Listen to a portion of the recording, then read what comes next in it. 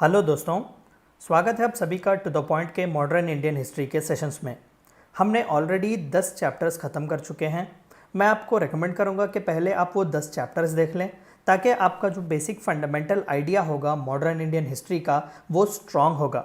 हमने पिछले 10 चैप्टरों में देखा कि how important Aurangzeb and his death was for the transition of medieval to modern India, यानी कि 1707 AD में जब बादशाह औरंगज़ेब की मौत हुई तो किस तरीके से हालात जो थे हिंदुस्तान के, खासकर हिंदुस्तानी पॉलिटी और हिंदुस्तानी एडमिनिस्ट्रेशन किस तरीके से चेंज हुआ, किस तरीके से छोटे किंगडम्स जो थे वो एरप्ट होने शुरू हो गए।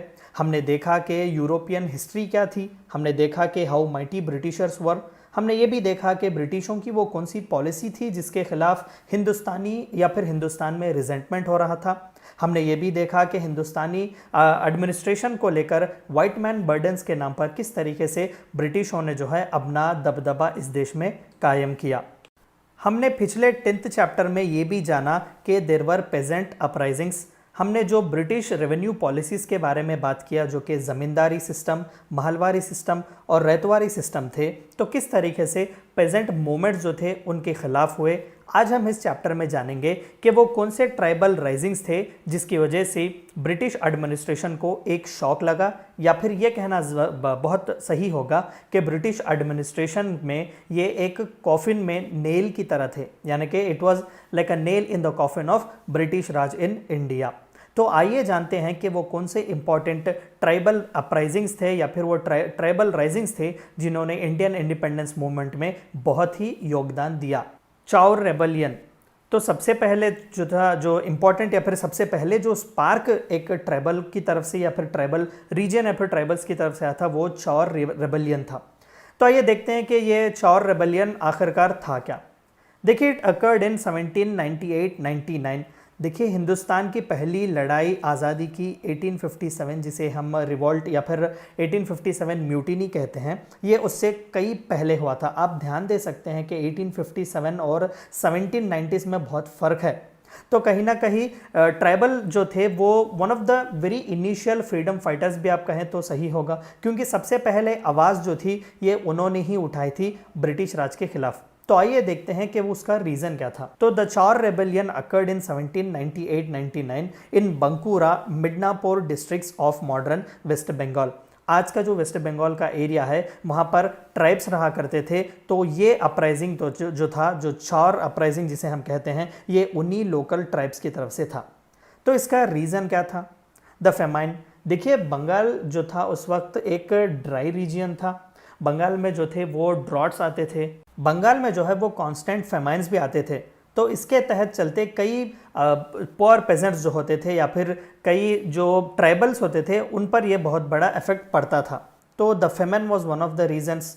एनहेंस्ड टैक्सेस, कि भाई जो टैक्स वसूल करते थे ये गरीब पेशेंट के पास से, वो कहीं ना कहीं 50 to 60% तक भी जाता था। हमने पिछले स्लाइड्स में इसके बारे में भी देखा, हमने पढ़ा कि there was something called as 3 कटाई सिस्टम। ठीक है, आप पिछला लेसन देखिएगा, इसके बारे में हमने वहाँ पर एक्सप्लेन किया हुआ है।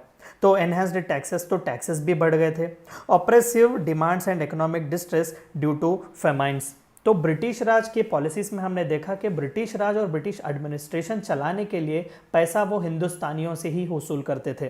तो कहीं ना कहीं रेवेन्यू बढ़ाने के लिए सबसे ज़्यादा जो इफेक्ट पड़ता था वो पेजेंट्स और इन ट्राइबल्स पर पड़ता था। तो ये चंद रीजंस थे जिसके खिलाफ जो था वो चार रेबेलियन आया था या फिर चार रेबेलियन को आगे बढ़ाया गया था।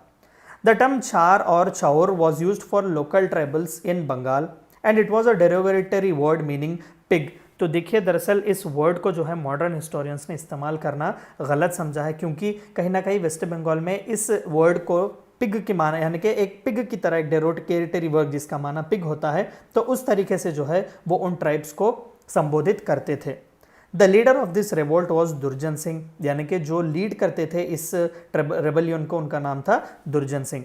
A displaced जमींदार who along with his 1500 followers created havoc। अब आप समझ रहे होंगे कि भाई जमींदारों का इन गरीब ट्राइबल से क्या लेना देना। तो ज़्यादातर ज़मींदार भी जो थे वो ब्रिटिश के पॉलिसीज़ के ख़िलाफ़ थे, क्योंकि कहीं ना कहीं महलवारी ज़मींदारी या रैयतवारी सिस्टम के नाम पर ब्रिटिश इनडायरेक्टली उन ज़मींदारों को भी लूट रहा था। तो यहाँ पर दुर्जन सिंह जो थे वो एक डिस्प्लेस्ड ज़मींदार थे, तो उन्हें लगा कि this was the apt time कि हम ट्राइबल्स को सपोर्ट करें ताकि ब्रिटिश के खिलाफ आवाज़ उठाई जाए। Around 200 rebels were executed in the process. तो देखिए कितना ब्रूटल बुचर नहीं किया होगा ब्रिटिश वालों ने इन ट्राइबल अपराइजिंग्स पर। Some want this revolt to be named as freedom struggle of the Jungle Mahal. तो अभी हमने देखा कि चौर रेबेलियन का नाम मॉडर्न हिस्टोरियंस जो है वो ज़्यादातर प्रेफर नहीं करते, क्योंकि उसे डेरोगेटरी की तरह देखा जाता है, तो इसे जो है फ्रीडम स्ट्रगल ऑफ जंगल महल कहने के लिए वो रिकमेंड करते थे। तो ये था सबसे पहला और सबसे important tribal uprising. Bhil rebellion, तो दूसरा जो सबसे इंपॉर्टेंट ट्राइबल अपराइजिंग था इंडियन इंडिपेंडेंस मूवमेंट का, या फिर वो स्पार्क जो इंडियन इंडिपेंडेंस मूवमेंट को आगे ले जा रही थी, वो भील रेबेलियन था। चलिए देखते हैं कि भील रेबेलियन कब हुआ और इसके रीजंस क्या थे। It occurred in 1848। देखिए इसका टर्म जो है वो ज़्यादा लॉन्ग है, क्योंकि ज़्यादातर ट्राइबल लोग जो थे वो चोरी छुपे अटैक्स करते थे ब्रिटिशों पर, और एक प्रोलॉन्ग्ड स्ट्रगल उनका हुआ करता था। ऐसा नहीं कि बस एक ही इवेंट को उन्होंने सेलेक्ट किया और आकर सभी वहाँ पर जो है अटैक करते थे, इस तरीके से नहीं होता था। वो ग्रुप्स में बढ़ते थे, तो जब जहाँ कहीं उन्हें मौका मिलता तो वो जाकर एक गोरिल्ला वारफेयर टैक्टिक का इस्तेमाल करके ब्रिटिश के एडमिनिस्ट्रेटिव ऑफिसर्स पर या फिर ब्रिटिश पर वो हमला करते थे। तो इसीलिए इतने लंबे लंबे समय पर जो है ये रेबेलियन एक्टिव हुआ करते थे। The Bhils inhabited tribal areas of Khandesh, यानी कि आज का जो मालवा गुजरात का जो एरिया है वहाँ का। The Bhils of what is now the state of Gujarat, जो अभी हमने कहा कि गुजरात के एरिया में जो थे वो भील्स, यानी कि वो भील्स जो एक ट्राइबल ग्रुप हुआ करता था, या फिर भील जिसे हम कहते हैं। आज के ज़माने में इवन पाकिस्तान में भी इनकी बहुत ज़्यादा अच्छी खासी तादाद है ट्राइबल्स की। तो ये वहाँ के एरिया के हैं। तो रीज़न क्या था? Extension of British into their areas. हम आगे के और भी रेबेलियंस में देखेंगे कि this is one of the important reasons. Britishers जो थे वो फॉरेस्ट को कई हिस्सों में बांटते थे, प्रोटेक्टेड फॉरेस्ट कहते थे या फिर रिजर्व्ड फॉरेस्ट कहते थे, जहां पर इन ट्राइबल्स को जाने की इजाज़त नहीं होती थी।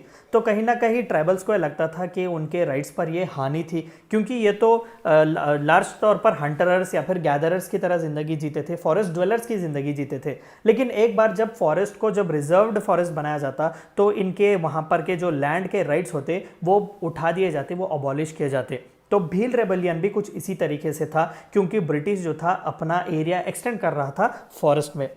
It was brutally suppressed with military operations. जिस तरीके से चौर रेबेलियन को जो है ब्रूटली सप्रेस किया गया, ब्रिटिश राज जो था सक्सेसफुल था इवन इस भील रेबेलियन को भी ब्रूटली सप्रेस करने में।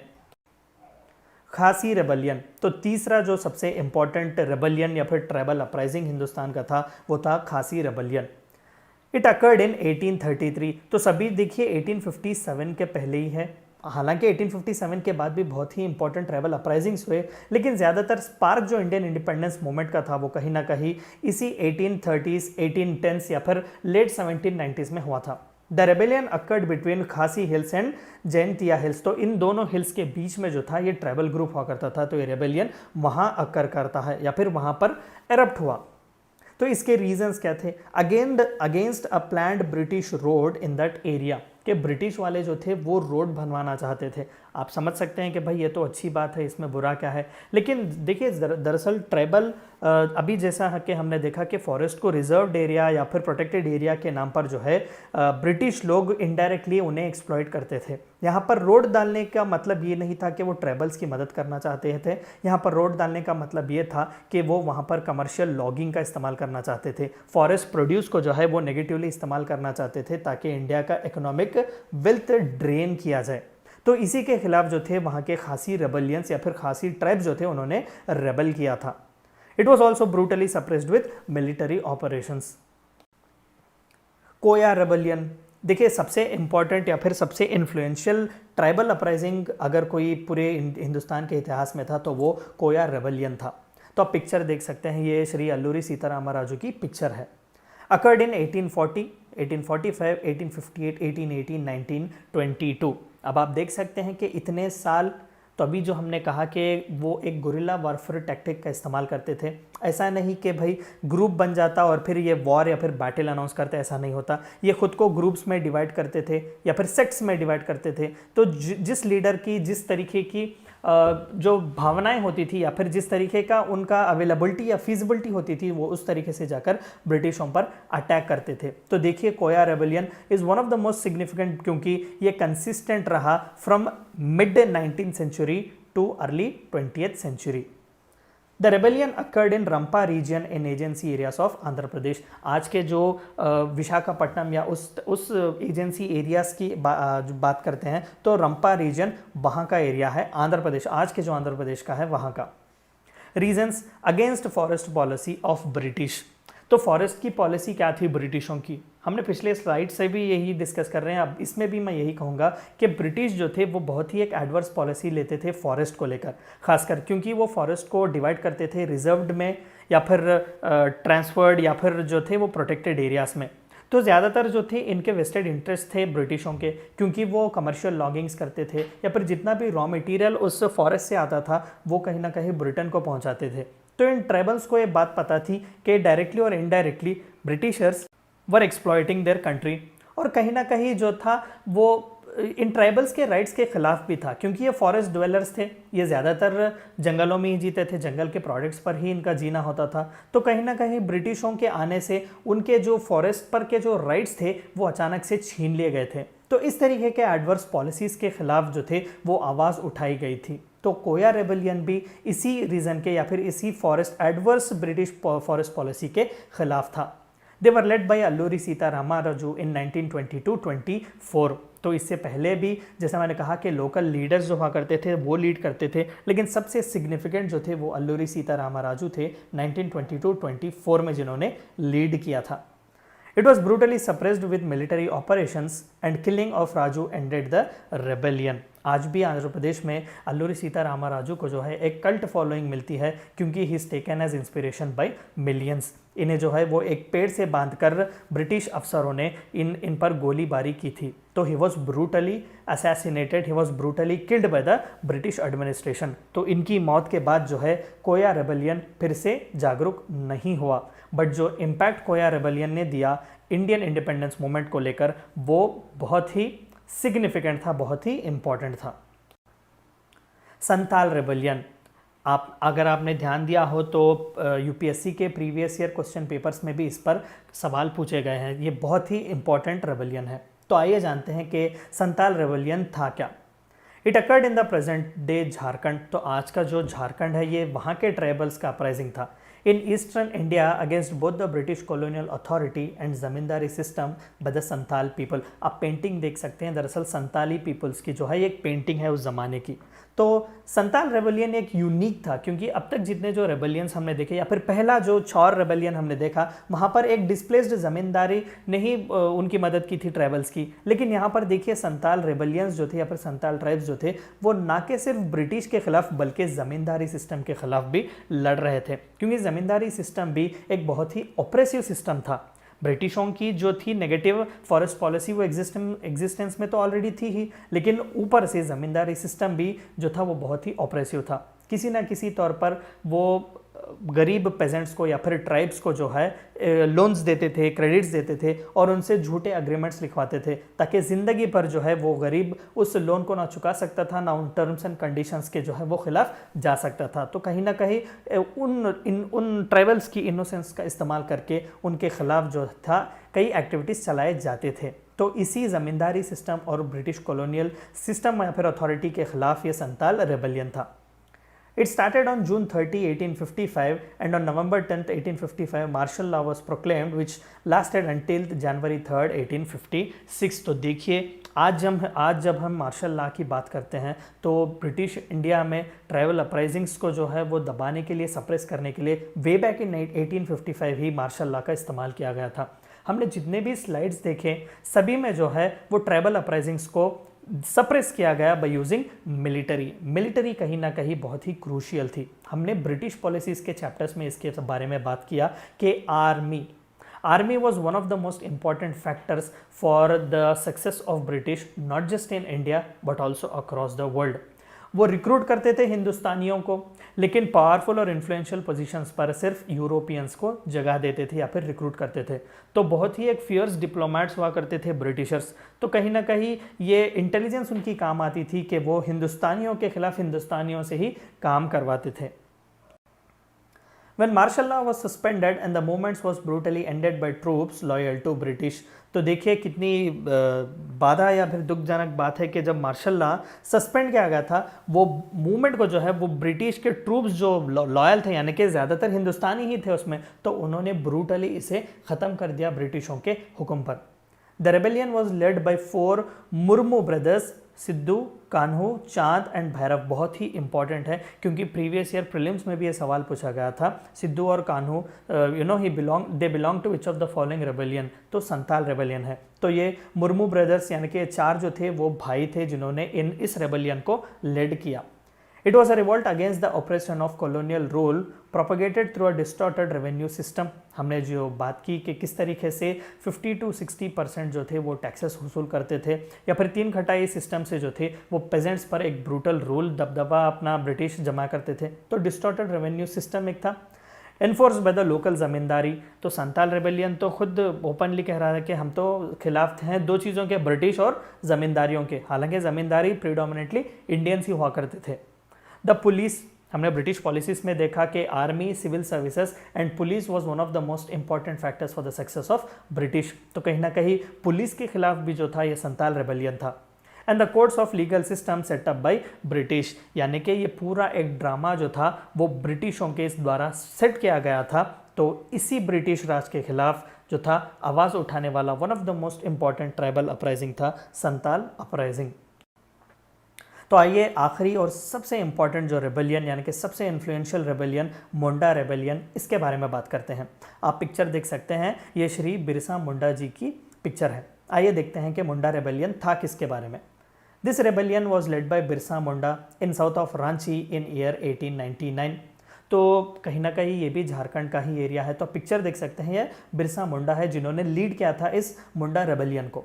ही aimed to establish Munda Raj and independence. तो इन्होंने अपनी सारी ज़िंदगी जो थी वो स्ट्रगल किया एक मुंडा राज बनाने के लिए, यानी कि अपने ट्राइबल्स का एक स्वराज्य बनाने के लिए। तो देखिए स्वराज का कॉन्सेप्ट कहीं ना कहीं ट्राइबल्स में भी पैदा हो रहा है वे बैक इन 1898। हालांकि स्वराज का सबसे पहला जो स्लोगन दिया गया था वो बाला गंगाधर तिलक ने दिया था during the partition of Bengal. तो देखिए बिरसा मुंडा जी ने 1899 में ही इस कहीं ना कहीं स्वराज का कॉन्सेप्ट दे दिया था। Traditionally, the Mundas enjoyed a preferential rent rate known as कुंतकट्टीदार, which meant the original clearer of the forest।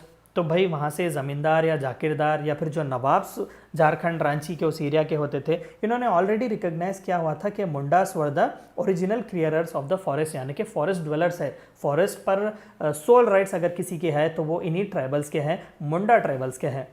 However, in course of time, the Mundas realized that this system of Kunkatidar is being courted by the Jakirdars and Tikdars who came as money lenders and traders। तो आहिस्ता आहिस्ता से उन्हें पता चला कि बस महज नाम के तौर पर जो है वो हमें फॉरेस्ट के राइट्स दे रहे हैं, लेकिन इनडायरेक्टली हमें बेवकूफ़ बनाकर हमारे इनोसेंस का गलत फ़ायदा उठाने वाले जाकिरदार्स और मनी लेंडर जो थे वो हैं असली फॉरेस्ट राइट्स के हकदार, यानी कि इनडायरेक्टली वो जो है हम पर अपना दबदबा चला रहे हैं। ये कहीं ना कहीं एक अवेकनिंग से किसी अवेकनिंग से कम नहीं था इन ट्राइबल्स के लिए। There were 2 reasons for the revitalization of the movement. One was agrarian discontent and other was advent of Christianity। देखिए one of the most important point, हमने पिछले जितने भी ट्राइबल मूवमेंट्स देखे कहीं ना कहीं religion was also one of the most important reason. देखिए ट्राइबल्स का जो है वो स्पेसिफिक गॉड या फिर रिलीजन नहीं होता, वो नेचर को ही अपना गॉड मानते हैं, नेचर की वो वर्शिप करते हैं। लेकिन क्रिश्चियन मिशनरीज़ के आ जाने से कहीं ना कहीं एक क्रिश्चियन टच जो है वो लगने लगा। तो कहीं ना कहीं ट्राइबल्स को लगने लगा कि ब्रिटिश जो है उनके रिलीजन, उनके ट्रेडिशन और उनके कल्चर के खिलाफ काम कर रहे हैं, क्योंकि वो कन्वर्ट किया करते थे ट्राइबल्स को, या तो उन्हें किसी तरीके का एक बहुत ही करप्टेड वे में या फिर उन्हें ब्लैकमेल भी करके जो है वो कन्वर्ट किया करते थे। तो उन ट्राइबल अपराइजिंग्स में सबसे अहम चीज़ यही थी कि वो क्रिश्चियनिटी या फिर क्रिश्चियन मिशनरीज जो उस वक्त ट्राइबल्स को कन्वर्ट करने की कोशिश करते थे उनके खिलाफ भी लड़ रहे थे, यानी कि religion was also one of the most important reason. Agrarian discontent, बिल्कुल एग्रीकल्चर का डिसकंटेंट भी बहुत ही इंपॉर्टेंट फैक्टर था इसमें। The movement aimed to reconstruct the tribal society from disintegration, which was starting in its phase due to the stress and strains of colonial rule. तो अभी हमने जो देखा बिरसा मुंडा जी की फ़ोटो, तो उन्हें लगता था कि ब्रिटिशर्स जो थे वो दिक्कुस थे, यानी कि फॉरेनर्स थे. देखिए, the British were termed as Dikus, foreigners, and they all यानी कि Munda tribes strived for Munda Raj. तो बिरसा मुंडा जी को लगता था कि वो एक प्रॉफिट थे जो भेजे गए थे मुंडा राज लाने के लिए, यानी कि दिक्कुस को वहाँ से मार भगाने के लिए, यानी कि ब्रिटिश को या फिर कॉलोनियल रूल को उनके एरिया से भगाने के लिए, और लिटरली एक नई ट्राइबल सोसाइटी बनाने के लिए जो कि फॉरेन रिलीजन और फॉरेन ट्रेडिशन से दूर, यानी कि क्रिश्चियनिटी या फिर किसी और रिलीजन का उसमें इन्फ्लुएंस ना हो, फिर से जो है नेचर का वर्शिप होना शुरू करे, और फिर से वो एक फ्री लाइफ, जिस तरीके से वो पहले फॉरेस्ट राइट्स उनके हाथ में थे, फॉरेस्ट ड्वेलर्स बनकर वो जीते थे, उस तरीके से एक फ्री मुंडा राज वो बना सके. तो ये थे चंद important tribal uprisings in the Indian independence movement और in the modern Indian history, जिनके बारे में आपको जानना था. आई होप कि आपको ये वीडियो पसंद आया होगा. Thank you for watching my video.